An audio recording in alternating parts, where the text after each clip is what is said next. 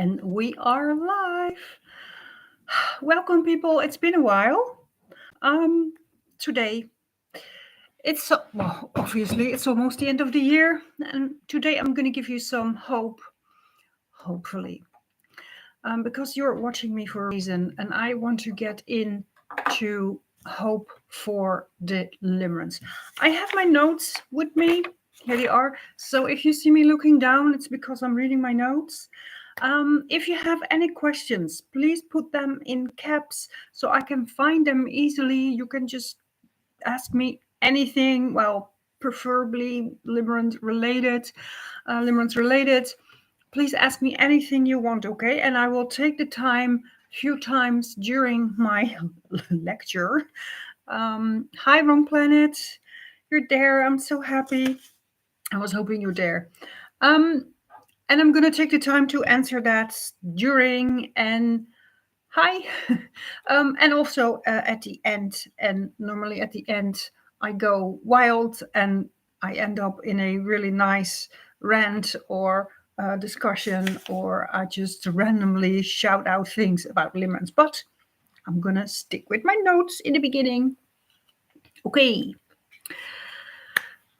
By now, I hope you all know and acknowledge that Limerence is an addiction. Yes, an addiction to another person, literally, not figuratively. We trained our brain and our nervous system, and our brain and system became addicted.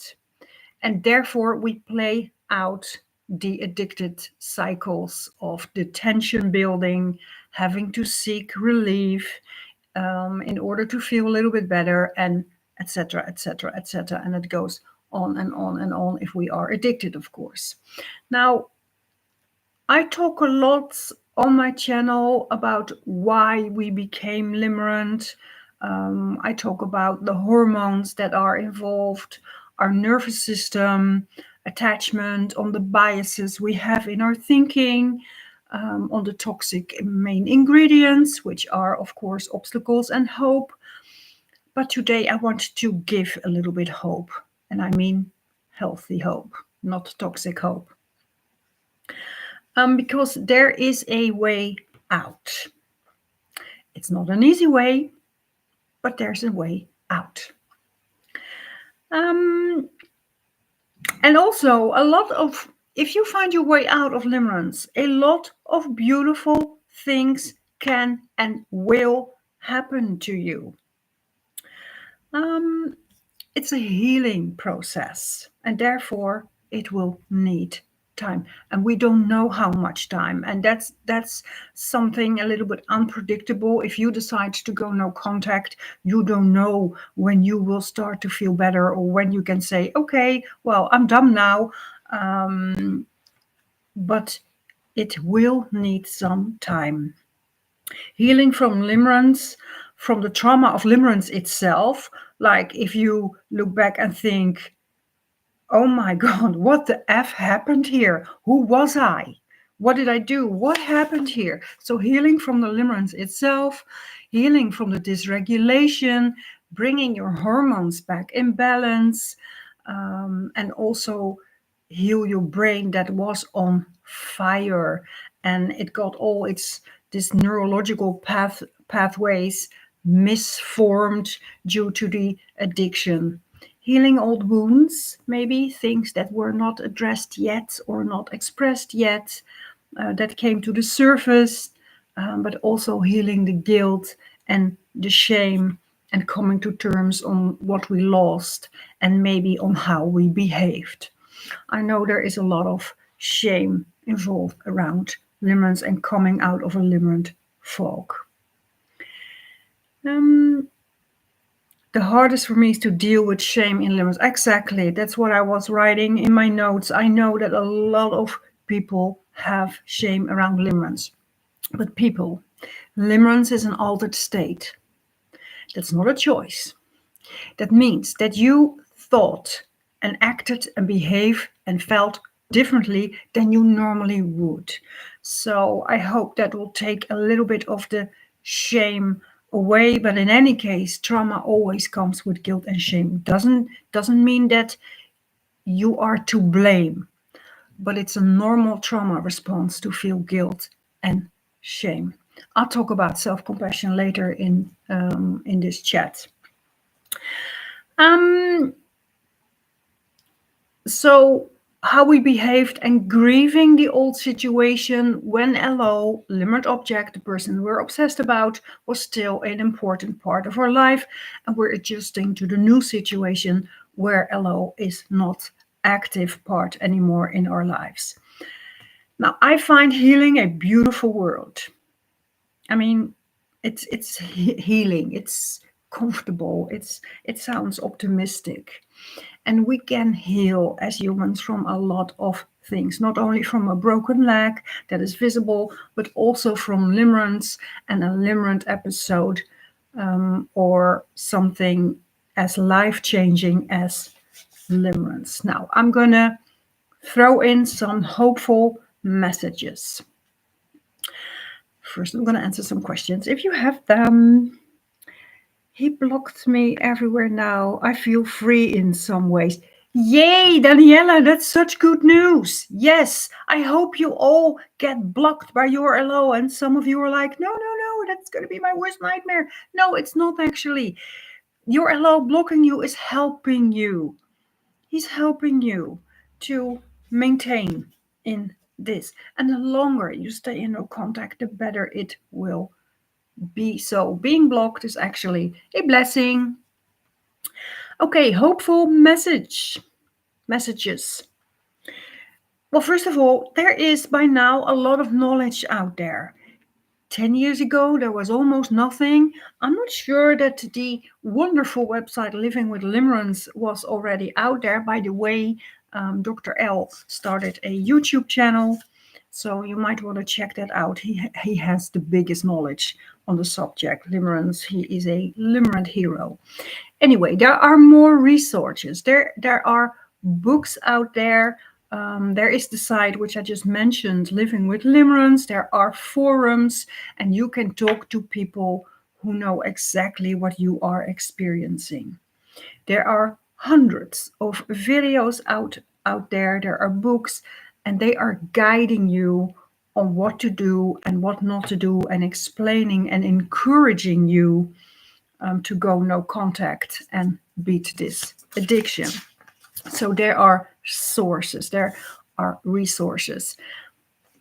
And of course, you can use the resources. Talk to somebody online, go to a forum and see people. When you are having a hard time, seek out support, because my experience is that people in these forums are really willing to support you, and they are really there for you. They know what you're going through. You can use the withdrawal tips that I also give in one of my 200 videos by now, I think. Now, what is also hopeful is that a dysregulated system can regulate again after only 3 weeks. Your empty cup of dopamine slowly starts to fill itself again. And after 90 days, without your addiction, the brain will start to form new neurological pathways because you are giving it a new habit. Like, okay, I used to think and talk to hello, but I'm not doing it anymore. So you force your brain to recognize the new situation, the new habits. If you don't give your brain your limerent object or contact, after 90 days, the brain starts to think, okay, let's close off the old road and form new roads, because apparently something changed and I have to adjust. And you're going to notice that. Also, what's also very hopeful is there is cognitive functioning recovery. Now, cognitive functioning such as memory, concentration, decision making, very important, and impulse control will improve as the brain heals from an addiction. And this will already start after a few days. Even after a few days of you going no contact, the brain will start to recover, and it can take years. No, it doesn't mean that you will be miserable for years, but it can take quite some time for the brain to really recover. But how great is that, that the brain, even after a few days, will start to recover? And as I always state, when you come out of limerence, everything improves. Your self esteem will get better, your friendship will be better, your friendships, everything in your life will improve when you come out of the limerent fog, as we call it. Now, grief is also there to help you to transform and adjust from the old situation to the new situation and to your new life. So your whole body, from the minute you decide to go no contact, will start its engine to adjust and balance, to renew, to change. And no, of course, we will not feel the benefits immediately. It's not like you decide to go no contact and poof, we feel better. I mean, we know that. It has to hurt. Detaching hurts. Grief hurts. It has to get worse before it gets better, and it will get better. Thinking it takes too long and it will never be better, and that being sad is going to be you for the rest of your life and this is your new normal, is not true. There is in general no reason to think that we will not heal completely and therefore also start to feel tremendously better after a while. But thinking we will never recover, thinking that we're not sure that we will ever be happy and not sad anymore is common in grief. It's normal to think that, but there is absolutely no proof for that. If you have any questions, otherwise I just continue with my notes. Now, I also hope that you know that there are also beautiful aspects about limerence. Limerence brings that to the surface that needed your attention. Limerence is a mirror that reflects back in our face what was not addressed and not expressed enough.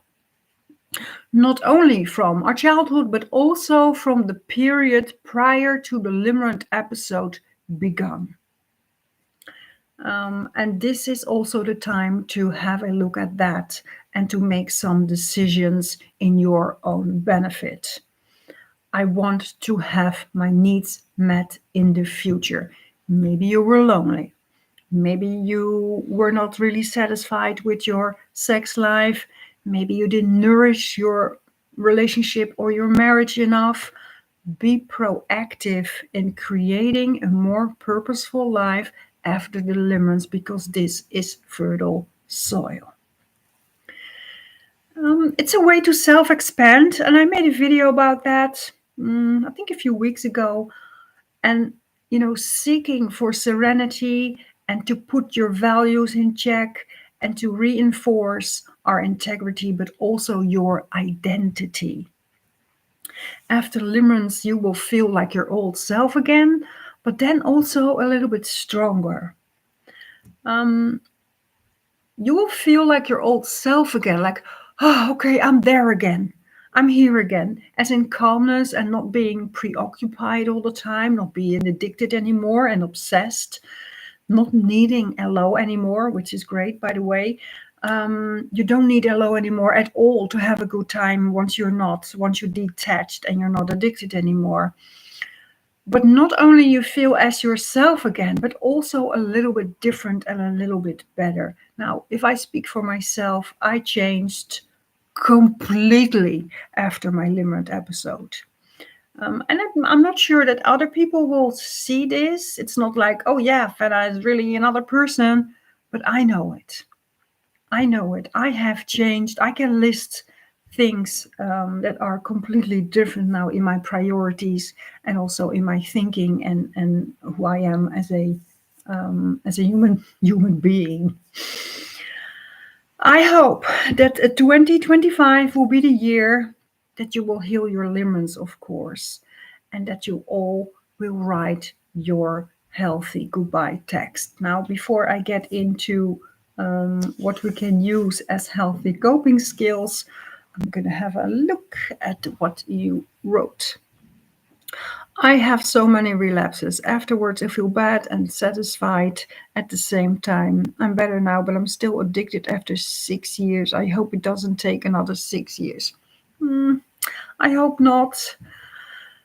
I tell clients, I rather have you try and relapse 80 times. And maybe the 81st time, um, you will manage. That will be the time that you break free. I rather have you try and try and try and try and try in your determination to try as long as it needs.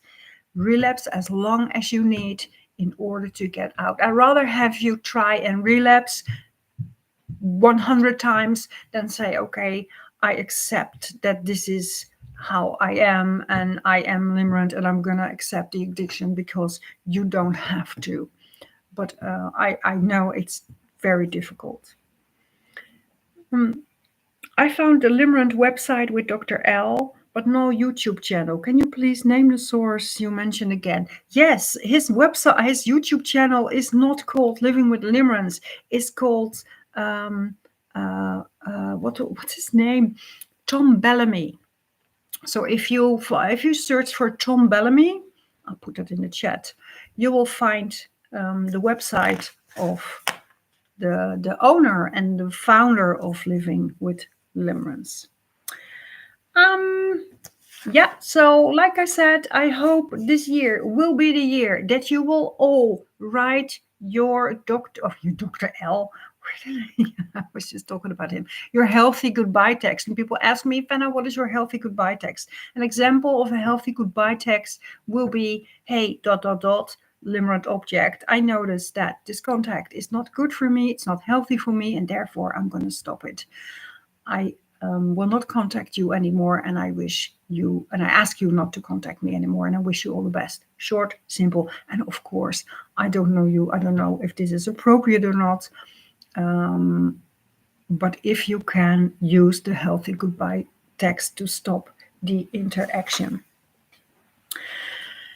Now, you found it? Yes, Tom Bellamy.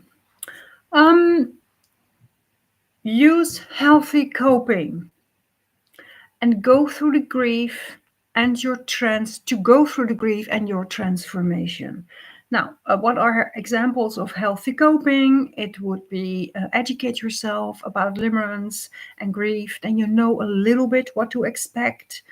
Talk to people about this. Talking is a healthy coping skill. Of course, take care of your body. Exercise is very healthy, but also endure the uncomfortable feelings or even the tremendously painful feelings when you decide to go no contact and when you decide to beat this addiction. Practice self-compassion, and self-compassion is not that difficult to practice. You just acknowledge your pain. That's the basics of self-compassion. You acknowledge that this hurts. And with acknowledging this, you can feel some relief. Now, journaling is a healthy coping skill, and also have patience with the process. It's a process. That it takes long doesn't mean that there is something wrong at all. It has to take long. Like what I all told you before, like everything in your body has to adjust. That's going to take some time. That's not done in 2 weeks. I would advise people to take a break from dating and sit with yourself for a while, but also be creative and seek serenity. And I also wrote down, but I already stated that I don't care how many times you relapse. It's better to relapse I don't really call it relapse. I call it slip ups, but okay, I mean relapse.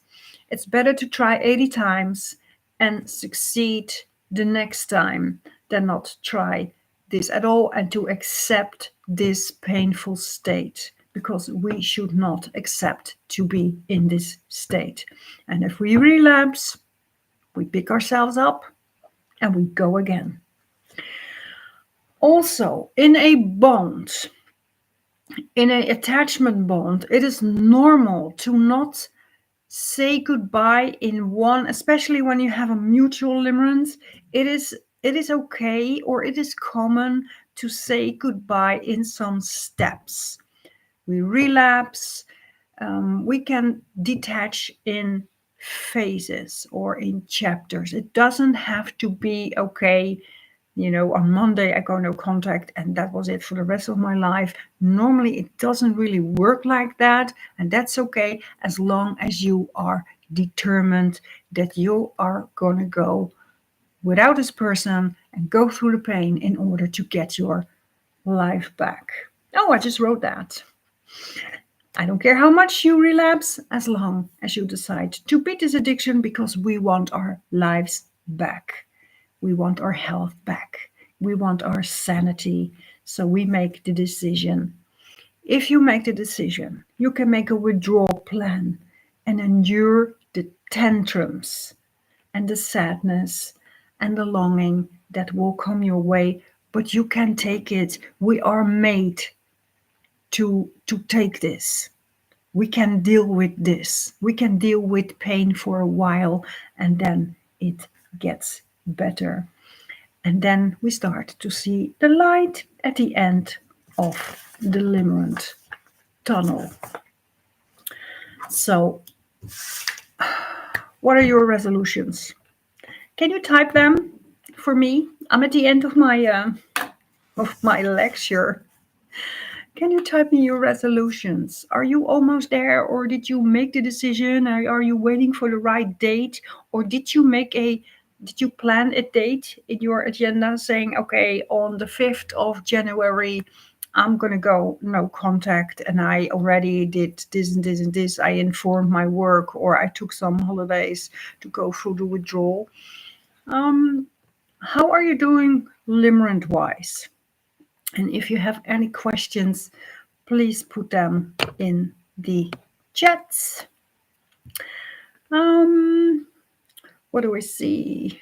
So good to be here with you live. First time, perfect. Thank you. Thank you, Sasha. I really appreciate that. Oh, I don't know what I did. Oh, I don't know. I pressed something.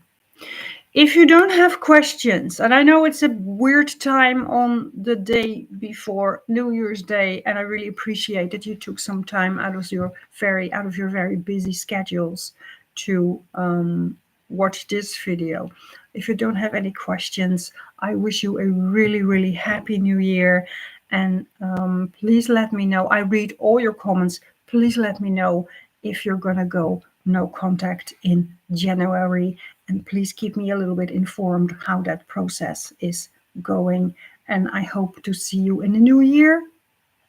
Oh, I decided to go to a clinic for some weeks to make it easier. Oh wow, to go to a clinch. What's a clinch? For me, the distance. Oh, clinic. Is clinch even a word? A clinic. Yes. Wow, that's so cool. Go to a clinic. Yes, have your butt pampered. That's really good. Angela, please talk about marrying the allo. Yeah, it's not really handy to marry your allo, because the people I talk to, and also from my own experience, well, I didn't marry my allo, but I ended up in several relationships with several allos in my life. And all the people I talked to, they married their allo, and after a while they were like, yeah, it's kind of not working, which does make sense if you look at the bigger picture of limerence, because limerence is an indication or a symptom even that you are a mismatched and not the perfect match. And there are so many biases that will cover the mismatch So even if you, I even made a video about this, even if you would marry a low, and I know you all go, yay, it's not going to work. It's not going to work.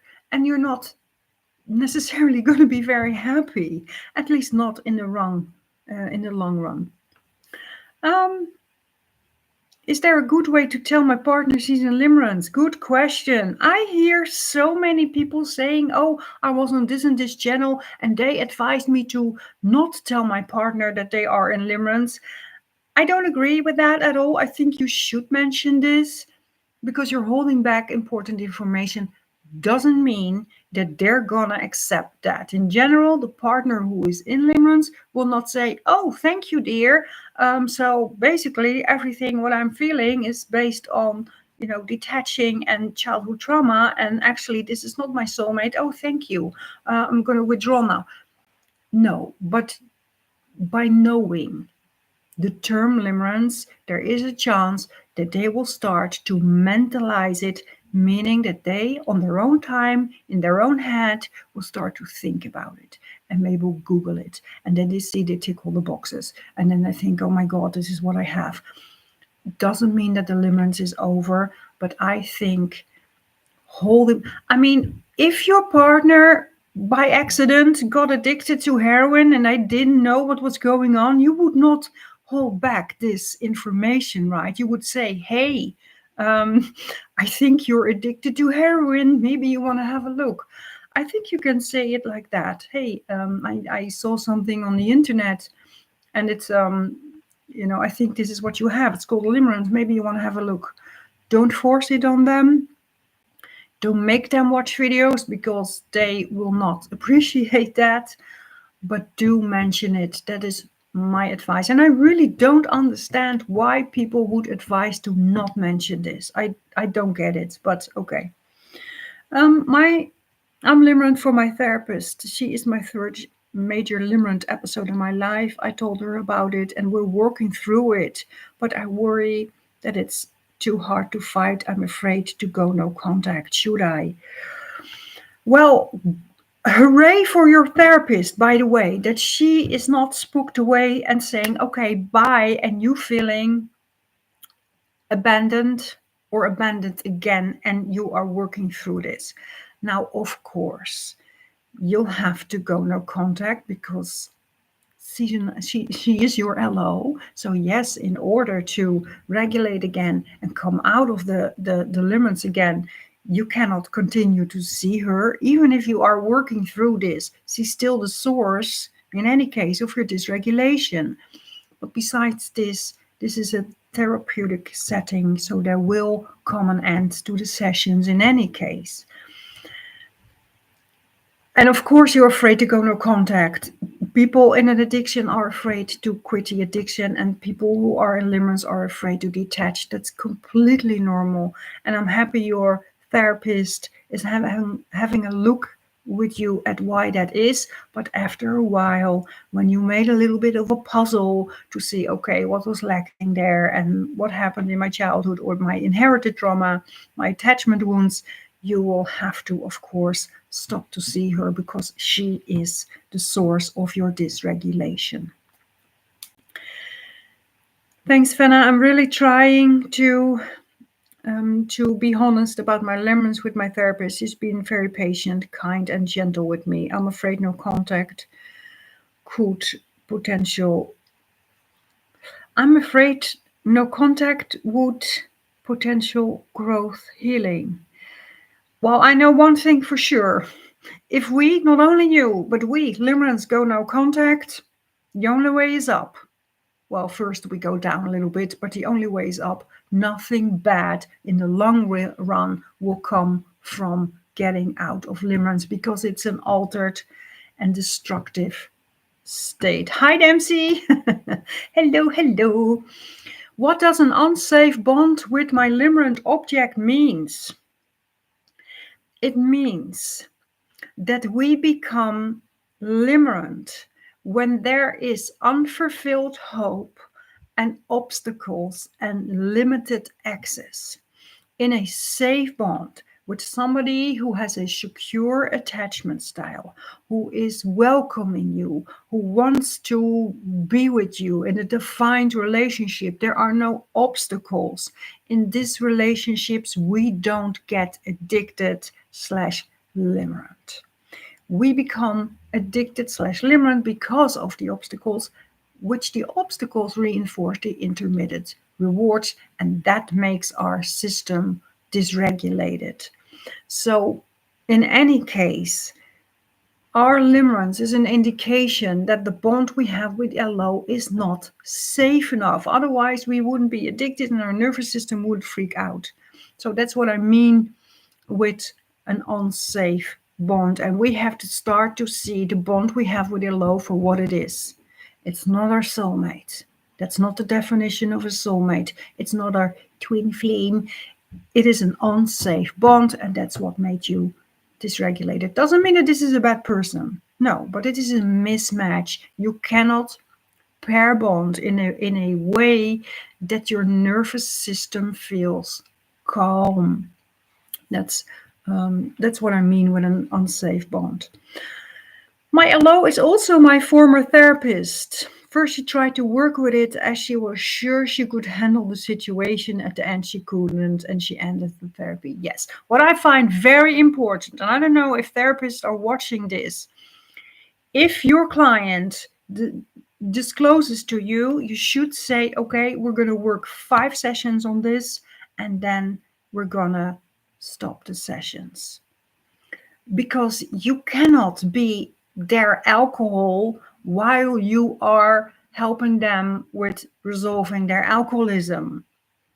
So you cannot work through limerence and then at one point, not be limerent anymore while you are so exposed to your limerent objects. It's just not possible. So a therapist should say, okay, we're going to work through this and then we're going to close off, or I'm going to recommend you to a colleague maybe.